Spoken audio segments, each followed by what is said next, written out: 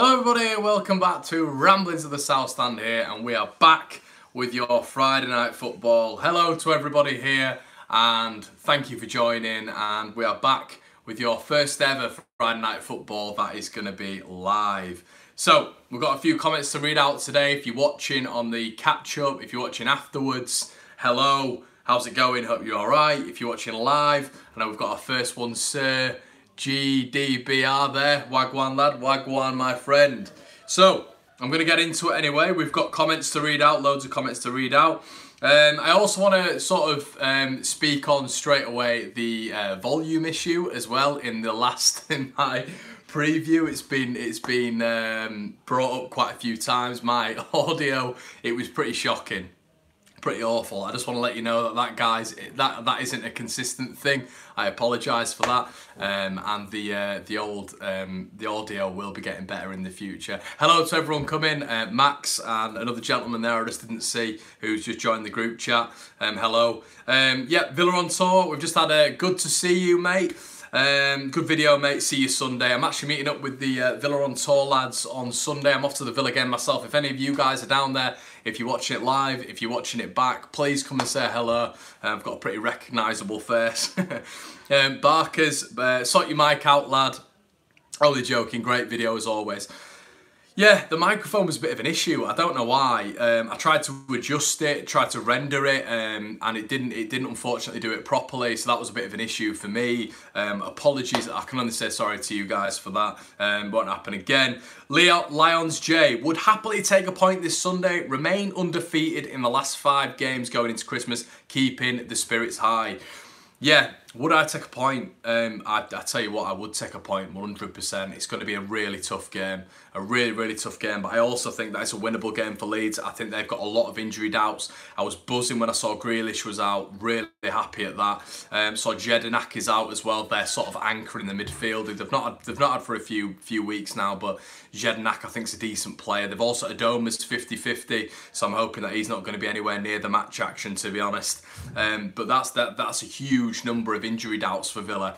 Whereas Leeds United, obviously, we sort of knew, I think, that Izzy Brown wasn't going to be available, but the fact that we've got Luke Ayling back, it gives us a whole new dimension at the back. It means that Ayling could go centre-half, it means Ayling could go right-back, and Halme could come in. It means Phillips pushes further upwards.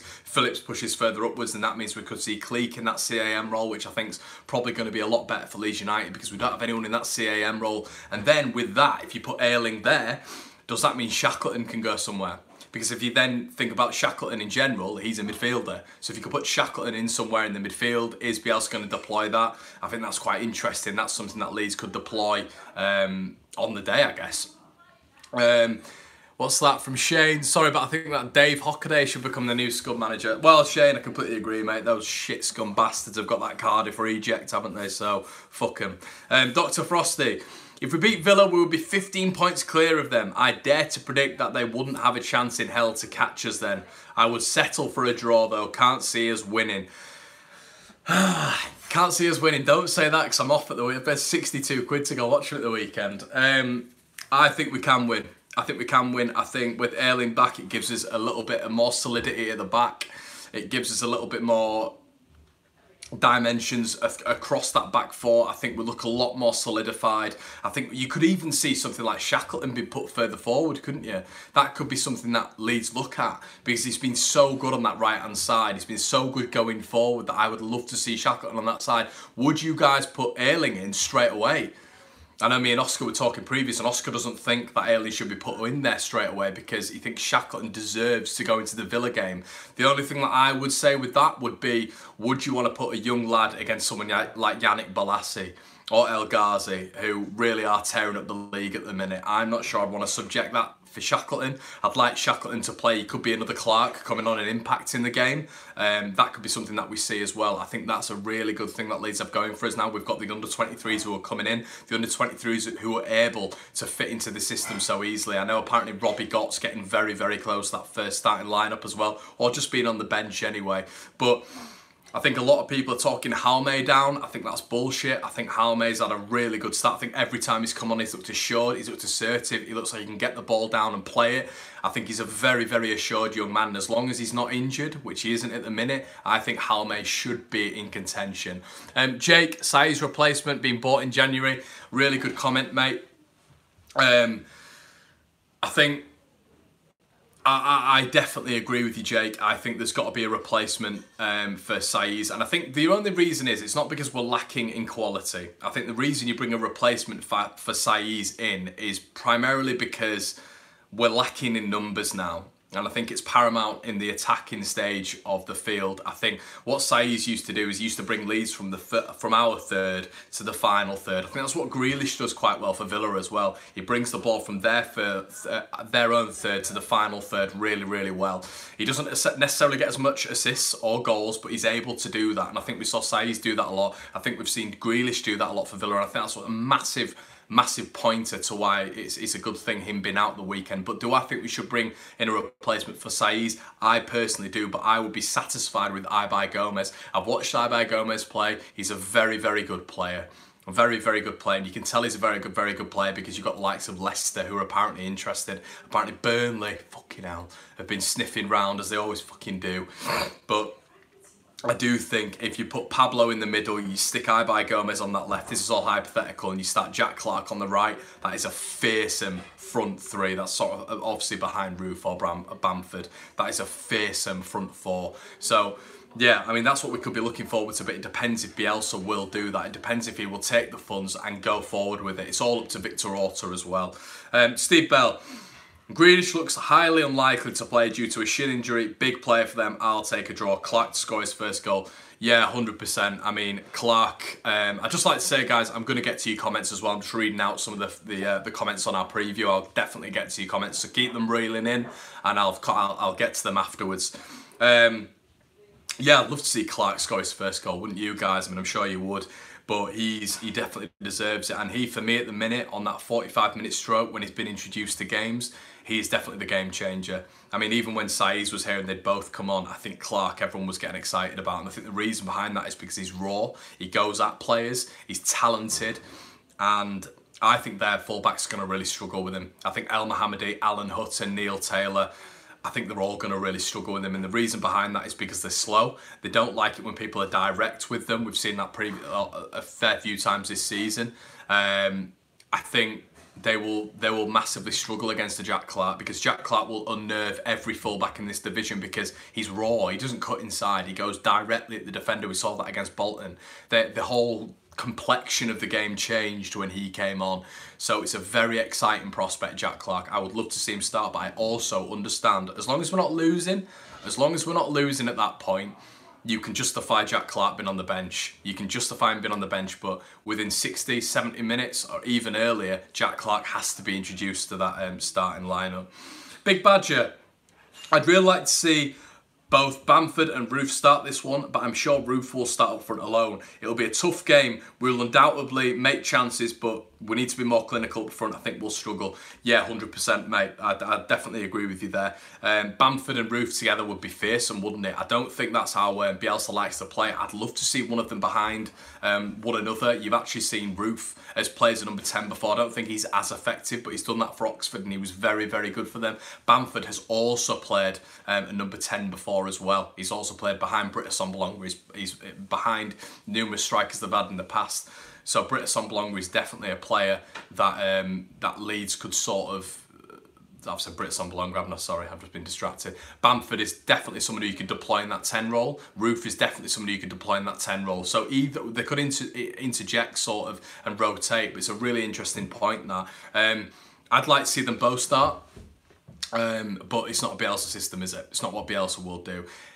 To be honest with you guys, who would I like to start out of the two of them? I'm going to be controversial here. I would say Patrick Bamford.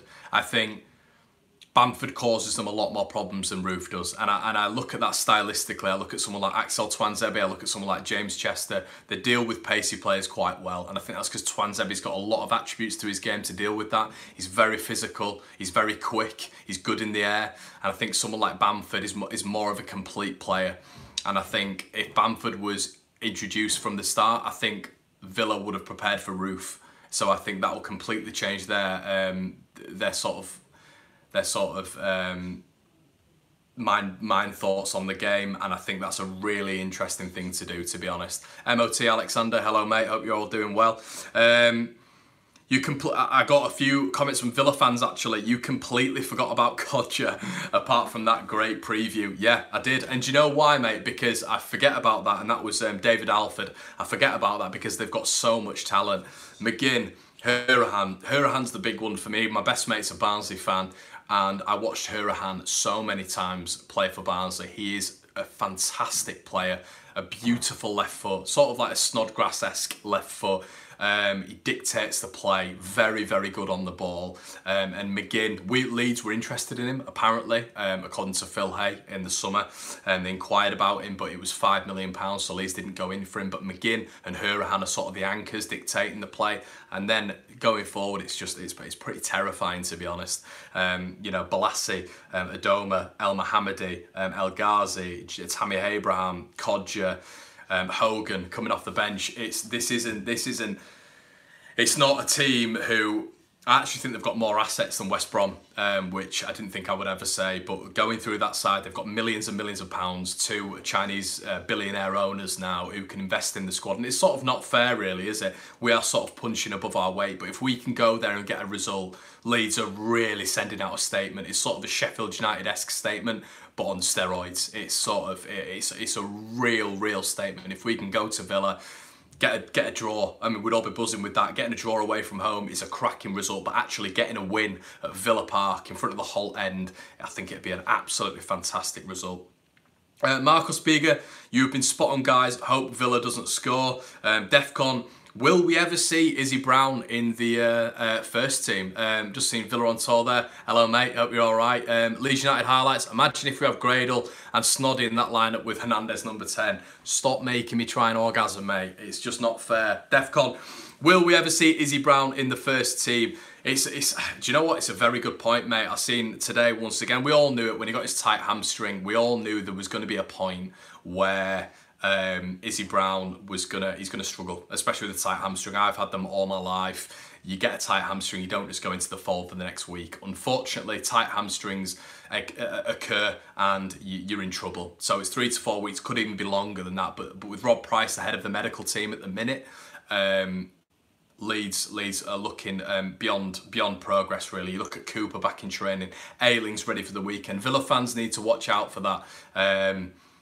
Villa fans 100% need to watch out for that, because now we've got someone who can deal with Balassi. And I say that with a pinch of salt because I know how good Balassi is. But, you know, I do genuinely think now we've got Ayling back and sort of they've got a few injured. I think Leeds are very on course for a result at the weekend. But do I think we'll see Izzy Brown in the first team? I said it to the lads today, I said it to Joe. I don't know, Defcon, and it's a real stickler, isn't it? Because we've got him from Chelsea. I really rate Izzy Brown. I really rate him. I think he links up play really well. He's got a good shot on him. He's tall, he's 6'2". He can win a header. I'd love to see him in that CAM role, but it just doesn't seem to be working for him, does it? I mean, what we're looking now, the back end of January. So then you've sort of got, what, 4 or 5 months. Hiya, Freddie. Good to see you, mate. 4 or 5 months, and you know, is he going to be able to make an impact then? He did it for Huddersfield, but he came in at the start of January. Now it's going to be the end of January, isn't it? Possibly even into February. So we'll have to see on that one. AVFC legend. Sorry, I'm getting used to this Villa terminology. Really good to see you guys as well getting on the channel. Thank you so much for coming over. I think it was our man from Villa who got you over. It will be a very tough match, but be surprised if it was a draw. I'm going to back my boys to win 3-2. Sorry, lads. No problem, mate. I think we're going to go for I'm going to go for a, I said 2-2, to be honest. Gary Keith, I can see this being either a goal fest and 4-3 to Villa, sorry to say, or a cagey 0-0. Very good analysis. I can't see it being a 0-0. Villa score for fun, and we score for fun. What I didn't actually pick up on in my preview, which I was pretty pissed off about, to be honest, is how good our defensive record is. Our defensive record is the second best in the Championship. Bear that in mind with the problems we have at the minute, with the amount of players, the amount of shit we've gone through at the minute, the fact that we still have the second best defensive record in the league. It's pretty paramount. It's very, very impressive from Leeds United. Yeah, it's hugely impressive. So you've got to bear that in mind.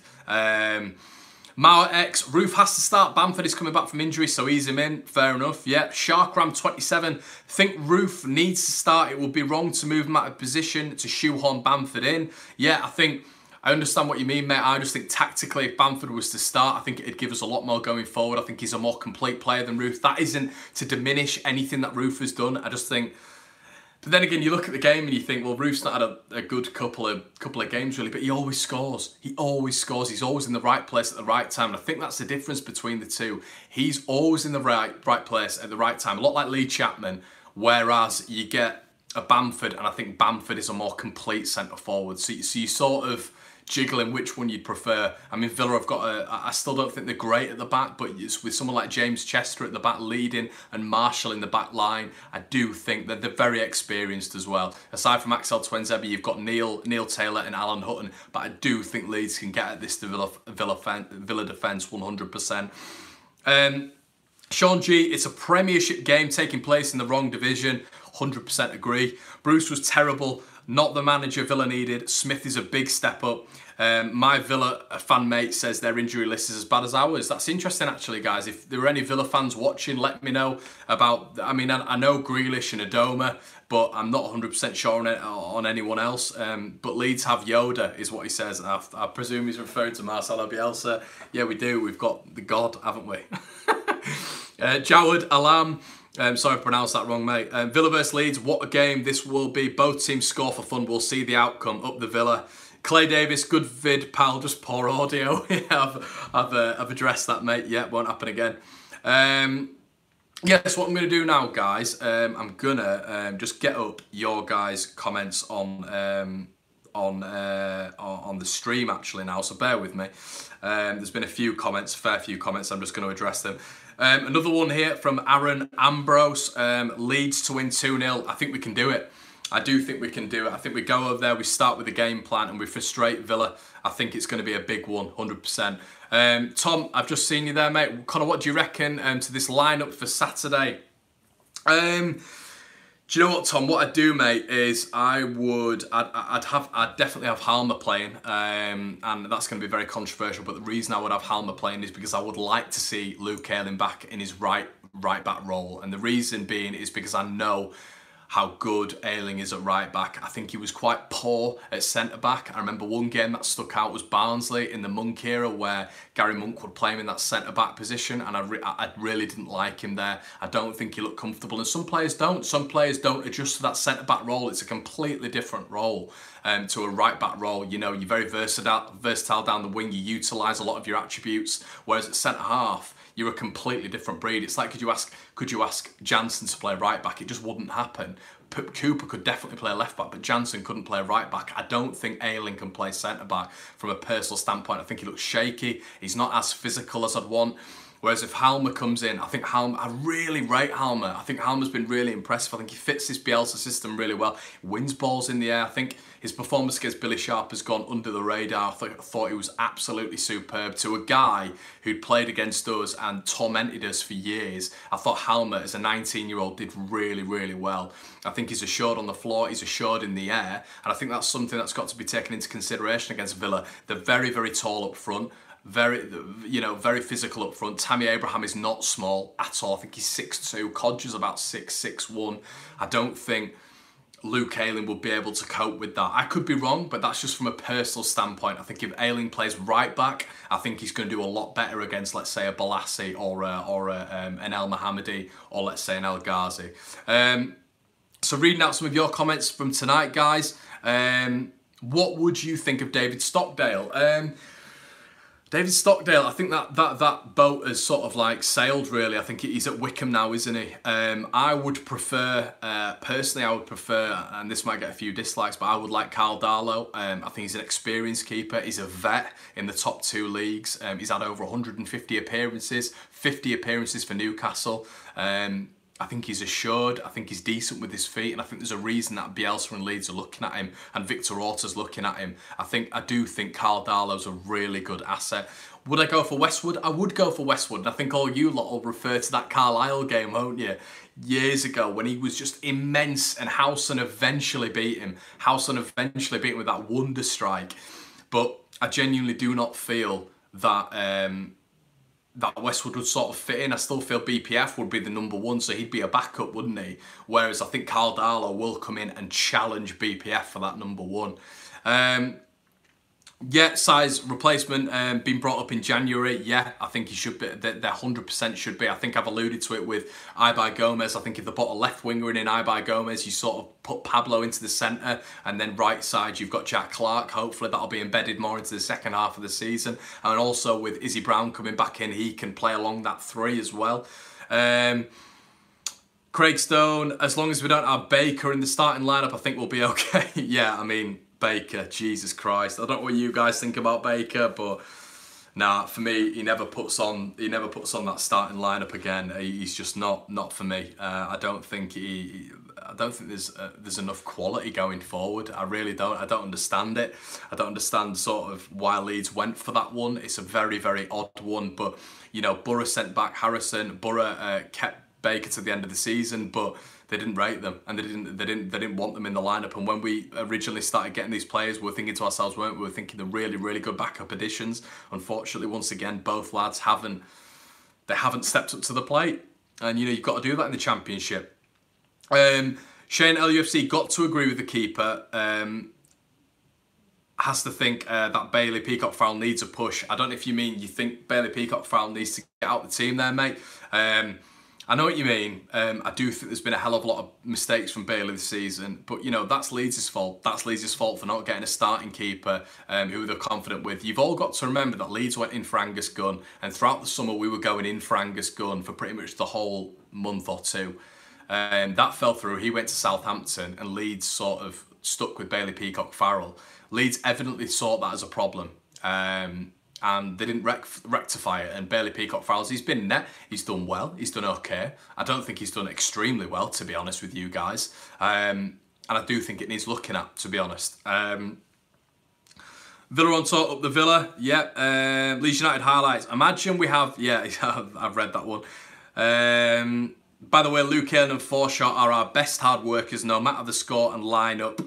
They never give up. Yeah, I mean, I love Forshaw. I think Forshaw's been brilliant. And I think, do you know what? If Grealish was playing, I do think Forshaw would be able to do a job on him, 100%. I also think Grealish is class as well, so he'd be giving Forshaw a run around. But I really think that gives Leeds United a big helping hand. Freddie O'Neill, you're Marcelo Bielsa. Who are you buying in January? Well, Freddie, I wouldn't buy a centre-half, no. That's contrary to a lot of opinions, and the reason I say that is because we've got all of our players coming back. I think you look at Berardi, people have mentioned Ayling at centre-back. I completely understand that, but he's another option for centre-half. And then you've also got Jansen and Cooper. So I don't know what more you sort of want. You've got Phillips who can go there as well. You've got Halme, so you've got a lot of options there. I don't really see the point in going in for another centre-half. If it was up to me, I'd seek to replace Saiz, but I think the Ibai Gomez rumours are strong. He's a left winger. He can also play CAM. He's neat and tidy. They would have to fit into the Bielsa system straight away. That is what you've always got to think. We can't be going out and buying, I don't know, you know, one that's sticking in my head for some reason is Matt Ritchie. I don't know why, but you just can't go out and buy someone like that. Let's say if it was on, if that signing was on, you can't go out and buy someone like that because he doesn't fit into the Bielsa system. You have to fit with someone who's been at maybe Bilbao or Marseille or even Newell's Old Boys if he's got a certain contact there. You have to bring someone in who is in that Bielsa mould. So that is something we've all got to bear in mind. I bring in Carl Darlow and Ibai Gomez, and I'm done. That's what I bring in, mate. Ronald Osborne, Michael Owen was plagued with hamstring problems. In fact, went off against Leeds many years ago with that problem. I reckon 2-1 Leeds, Bamford, both goals. Yes, brilliant. Old Gardner guy, Finland. Alien at right back, Shackleton in the midfield for Saiz. Yeah, Joe was pioneering for that. It's an interesting one, actually. Shackleton in the midfield for Saiz. The only reason I would say I would have a bit of hindrance to that would be because I think what we should do is sort of have like Forshaw. I think we should have Phillips sort of in the defensive roles and push Cleek up, and then possibly either Forshaw or Phillips can sort of follow them upwards and sort of join the attack as well. I think Cleek deployed in that CAM role is the way we create things, to be honest. And I think if you put Shackleton in there, I'm not 100% sure he's got that creativity. He buzzes around, he's brilliant going forward, he's quick, but I don't think he's got that creative spark. And to be honest, I think that's what Leeds are missing without Saiz. Who else have we got? Roof is more suited to this game. He's more purchasability. Yeah, 100%. But they've got a half decent, two decent centre backs there, mate. One very experienced James Chester and Axel Twanzebe who can match Roof's attributes. So I'm just trying to think of where Roof would get joy there. I guess it would have to be maybe Hernandez sucking with the defenders out, Jack Clark committing 2 or 3 defenders, and then maybe Roof will get his chance, which 100% can happen. Matthew Hall, my dad's mates with Rob Elliott, and he told him that Darlow was very keen on a move away. Well, there you go, 100%. I mean, I would love Carl Darlow at Leeds United. People saying he's shit. You know, I think the thing what you've got to avoid on Twitter is just people who sort of like thinking they know it. I mean, I'm not saying I think I know it, but I've watched Carl Darlow. I've got Nottingham Forest mates, and I've watched Carl Darlow 4 or 5 times for them. Never watched him at Newcastle, but he was decent at Forest. I saw him pull off a lot of point-blank saves. He's good with his feet. And I think a lot of people sort of say this with no sort of knowledge whatsoever. Old Gardner guy, Finland. Pearce is a forgotten man, though he had played many games last year. Yeah, what do you guys think of Pearce? I used to love Pearce. I thought he was brilliant last year, but Bielsa knows more than us, doesn't he? And I've always said that you've got to trust the manager. This guy's a joke. The guy who we employ at the top of the club at the minute is a joke. Leeds have got the foundations of a Premier League club at the minute. And you've got to trust someone like him. How many times have you turned round to your mates at the pub and said, blah, blah, blah, blah, blah, blah, and Bielsa's turned around and got it right? I have. Two or 3 times I've been at the pub and I've said, Bielsa's got it wrong, he should be starting so-and-so, he should be starting so-and-so. Bollocks. And Bielsa's got it right. I remember when Shackleton started at Swansea away, and I said to my pal, I said, what is he doing? What's he starting him for? Why? He's inexperienced, he's never played in the starting lineup before. Why is he starting him at Swansea up against someone like Jefferson Montero or Conor Roberts? Why is he starting him? You know, start a more accomplished player. And he didn't, and Shackleton got an assist for a goal. You have to trust this guy. He's not like Heckingbottom, he's not like Warnock, he's not like McDermott. This guy knows his stuff. I've not even mentioned Hockaday or Milanic, but this guy knows his stuff. You know, so you've just got to bear in mind, you know, what this guy's about, how sort of good he is really, and sort of just have that sort of intuition with him. How good do you think Jack Clark will be in the future without being biased? I love Jack Clark. I think he's brilliant. He's Sacco with quality. The fact that he just goes at anyone, I love that directness we've not had in years. We've not had since Gradle, we've not had since Snodgrass, and even Snod didn't have the pace, did he? He didn't have the pace to directly take on. He'd have to cut inside and whip that lovely ball in, which he'd always do. Gradle could do it. I'd probably say since Gradle, we've never had anyone like Jack Clark. He's just superb, and we've got to keep a hold of him. How he goes at plays is something I've not seen for years at Leeds. It sort of reminds me of a Sterling or a Leroy Sané. He has no fear. His first intention when he gets that ball is to take someone on. You don't get that in football nowadays. Conor, what do you reckon to a front 3 of Roof, Bamford and Clark? Do you know what, Thomas? That gets me hard, mate. That gets me very excited. The only issue with that is I don't think Bielsa will do it. I think he's stuck with his formation. What I want you lot to bear in mind as well is that formation would work. What Thomas just suggested, they're having 3 up front, that would work. What Villa will do now is I'm certain they will focus to a 4-1-4-1. And the reason they will do that is because they like to play 4-3-3. They like to play Grealish at the top of that midfield 3. He's a CAM with Hourihane and McGinn. Now, you play 3 players up front, and that's terrifying for Villa. You know, you've got 3-on-4 going forward. But they will play 4-1-4-1, which means that defensive player is going to have to be Glenn Whelan. So essentially, you're swapping Jack Grealish for Glenn Whelan, and there's a whole change in formation. That's what I was saying to you guys at the other day when I was doing my preview. The reason I was harping on about Grealish is because when he doesn't play, the whole dimension of that Villa team changes. They change formations, they change sort of ideologies going forward. They're more conservative on the ball. And with Grealish out, it changes the whole formation and system of Villa. Glenn Whelan's going to come in and Leeds are really going to get at them. I think, you know, with the news today, Rob Price getting alien in the squad as well. I don't know. Yeah. I think Leeds could be in for good fortunes. It just depends, doesn't it, who we start really. To read out some of your comments, I got caught having a wank over Barry Douglas corners by my dad. Yeah, nice one, mate. I've been caught a couple of times. The Smith Elvis, Conor, do you think all the background stuff going on at Villa may have an impact on Villa's focus? The stories of bullying going on at the club and the media attention around it. Yeah, 100%, mate. It can have a massive impact, and we've seen that through Chileno eras. We've seen that things going on in the background which we as fans don't think that would impact the club. They do impact the club. They do impact the playing because, you know, the players hear of it. I'm very good friends with, a name drop here, but with Charlie Taylor, and you get to figure out things like that, you know, within the club. And yeah, 100%, it really does make a massive impact.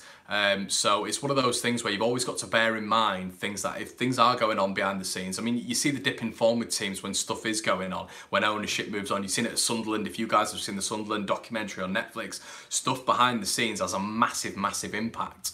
100% on the playing. You might have 11 players who can play in that league, who can play at a good standard in that league. But if stuff's going on behind the scenes, if you're not being paid, for example, at Bolton, if you're not being respected in the right way, the whole ethos on the pitch can change. So that's another thing you've got to bear in mind, 100%.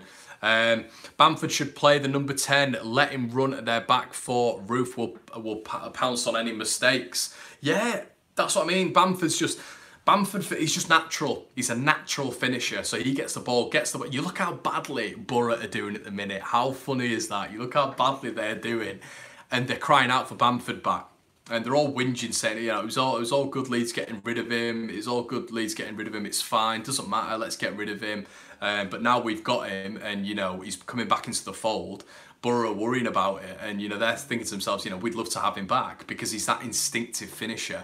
He's able to set things up. He has definitely played in that number 10 behind Justed before as well. So I think you've got to bear that in mind. Leeds are really. I think we're actually in better stead than Villa for this game. So that's what I want you to look at. We've got options now, and I think the fact that Ayling's back gives us so many more dimensions. Do you put Shackleton right back? Do you put Ayling right back? Can you put Ayling centre half? Can you put Shackleton into the middle? You know, everything changes.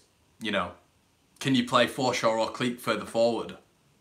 It's just, there are so many different dimensions now, and then you've got Roof or Bamford. Who do you start? Do you start Jack Clark? The one thing I don't think we can do is, I mean, we're going to start Alioski. I don't want to get on the lad's back. But he's got to go at him. He's got to go at the fullbacks. Be brave, be confident, be as you were under Thomas Christensen. Start going at players. Alioski's a big one for me because what he does is when he cuts back, when he cuts inside, he narrows the play.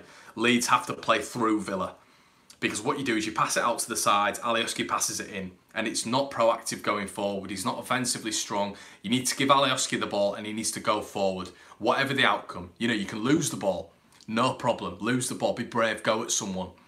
You lose the ball. We all work as a team to get it back. The problem is when you cut inside, you narrow Leeds' play, you just play it back to Barry Douglas because Barry Douglas isn't going to go charging down the wing unless he's on an overlap. Barry Douglas is going to cut inside. Of course he is. But for me, Barry Douglas doesn't look confident in Alioski. I don't know what you guys think, but he doesn't look... I think there's a lot of times when Alioski's on and Douglas doesn't go. He goes for another option. I don't know what you guys think about that, but I've seen that numerous times. Reading out some more of your comments. Completely agree with the team, except I'd bring in Izzy Brown for Alioski. Obviously, we know that's not going to happen at the minute. Shark Ram, if we can get 10 points from the next 4 games, then I will start to believe this could be our year. We cannot start with Alioski. Need to start with Clark on the left wing. He's young, fearless, and does what defenders hate. I mean, I've got to agree with him there. I don't know what you guys think on that, but I mean, do you guys think that he'll bring Alioski out? I do not think he will. I think he sees something in Alioski. There's definitely a work rate there, but me and 35 others would give a work rate for Leeds United. I think against the Villa team, you've got to have quality. You've got to have quality, you've got to scare Villa. And unfortunately, I mean, we saw it with Villa at Leeds, at Ellen Road, when Sacco was running at them. And Sacco was like, he's like Bambi on ice, wasn't he? And he was terrifying the defenders, Neil Taylor, Alan Hutton. He switched sides as well, did Sacco that game. And we know what Sacco was like. You get a quick, pacey person up against one of their fullbacks and they're going to struggle. You know, they're of age in that league, so they're going to struggle. Yeah, I mean, I wouldn't start Alioski, but I do think he will. Barker's absolutely massive game, Oscar. A point and we have 1 foot in the playoffs at least. Wow. 1 foot in the playoffs at least. Yeah. I don't know what you guys think. It's just because I got so ahead for that Gary Monk season. I think at the minute I'm still a little bit wary of getting too far ahead. But I do think we get through this Christmas period and we're still in the top 2. Leeds are going up 100%. Reading out your comments again. Do you think that Jack Clarke will have the same effect if he starts as he does when he comes off the bench? Another very good point, Scott. I do. Because I don't think he'd be in the matchday squad if he couldn't do that. Because, you know, there could be an injury at the start of the game and Jack Clarke would have to come in. I do think he's ready for that. I think there was a whole gas tank, talking of him at the gas tank against Bristol City when he didn't release Saiz through for that pass and he sort of blew out 100%. But he's been with the squad long enough now. But Bielsa knows more than we do, doesn't he? He knows more than what we do. So will he ever start him? I think he should start him. Give him a chance, and then sort of you can bring Alioski on, can't you? You can bring Alioski on, and what you could do is this is if Pablo is tired. You could put Alioski on the right. You could even bring Hernandez to the left. But I think Alioski is 10 times better on the right than he is on the left when he's cutting inside. We saw him do it against Sunderland last season, Forest last season when he was at his best. He's better cutting inside. He's more confident. And I think that's because he doesn't have to utilise his pace. He doesn't have to go down that left-hand side. He cuts in. And I think that causes a lot of problems for teams. So, in answer to your question, I do think Clarke should start, and I would actually rotate it. I would use Alioski as an impact sub. That's how I would rotate it. Shane, Joe needs to do another video with AJT now. Yeah, I think Joe's pretty much against that, to be honest. Matthew Hall, do you know much about Leif Davis, who's been on the bench recently? I don't know anything about Leif Davis, Matthew, but what I do know is when I watched him in the under-23s, I watched him against Burnley, he looks good. Of course he looks good. He's part of the Leeds under-23s. They all look good, don't they? But this is how beautiful it is at the minute. When you're all talking about signings, we're all talking about signings. Bielsa has doctrinated that team into a philosophy. He's doctrinated that team into a way of thinking.